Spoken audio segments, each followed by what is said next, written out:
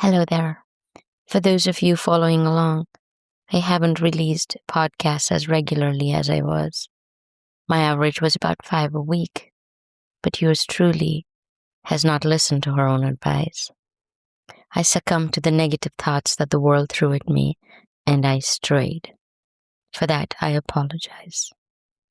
The first Bible verse that popped in my head when I started journaling this morning was from a Bible study. This wise lady told us about how we sometimes throw a pity party of one and curl up in a cave, not realizing that we are always under the protection of God. I paraphrased. If you're curious about her, her name's Denise Cunningham. She works for D&D Ministries. Quote, "So it was, when Elijah heard it, that he wrapped his face in his mantle and went out and stood in the entrance of the cave. Suddenly, a voice came to him and said, 'What are you doing here, Elijah?'" End quote. 1 Kings chapter 19, verse 13. You see, the backstory is that someone said something to me and an avalanche was triggered that I could not fight on my own. Instead of praying, I decided to stay up all night and not talk to God. I did everything that I say I shouldn't do. I went on my phone. I looked up secular websites. I did exactly the opposite of what I should have been doing. Almost 6 hours later, I finally prayed. And just like that, I felt a calm that I could have felt as soon as I felt defeated.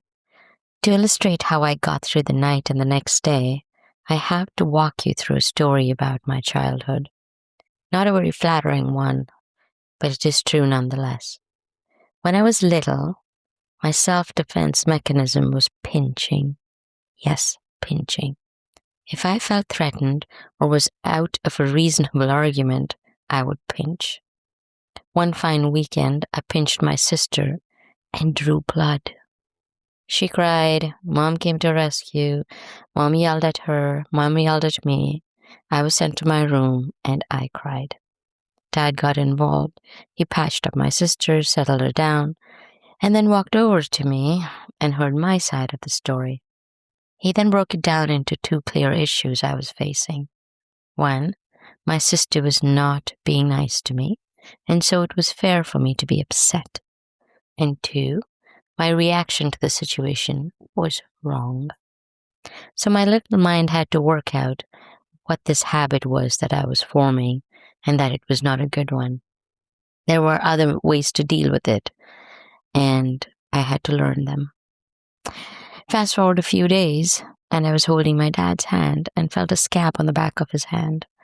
I asked him how he got the scab, and he reminded me of a few days ago in the park how I'd pinched him for not getting a balloon. I was devastated. Imagine, I caused a scab on my dad's hand, and he didn't say anything. That might have been the last time I pinched anybody. The hardened criminal was reformed. My point is that there was an opportunity for transformation. I was led to change, and my Father was there to guide me through the change. How much more will our Father in heaven? We all know He is always with us. Quote, "I will not leave you nor forsake you." End quote. Joshua chapter 1, verse 5. And God did not leave Jonah either, even when Jonah disobeyed God. This is because of who God is and not because of who we are. So yesterday was a day that I should have submitted to transformation. If I understand our God well enough, He is perfecting me. Quote, "Being confident of this very thing, that He who has begun a good work in you will complete it until the day of Jesus Christ." End quote. Philippians chapter 1, verse 6. If, however, in this situation I am innocent, then I should have more confidence in God and let Him take over instead of me finding my cave. I know He will not take it easy on those that treat His children poorly. Quote, "Fear not, for I am with you. Be not dismayed, for I am your God.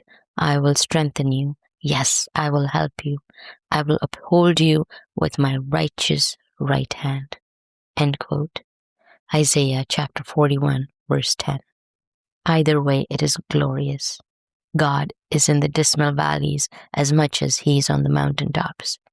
If you are hurting today, and if it is your fault, be open to the perfection.